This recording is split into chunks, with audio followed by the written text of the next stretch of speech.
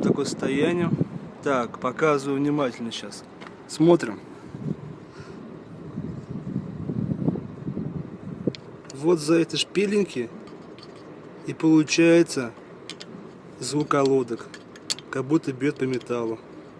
Когда будете менять, вот эта шпилька, получается, отверткой вот так загибаете вот на этот суппорт.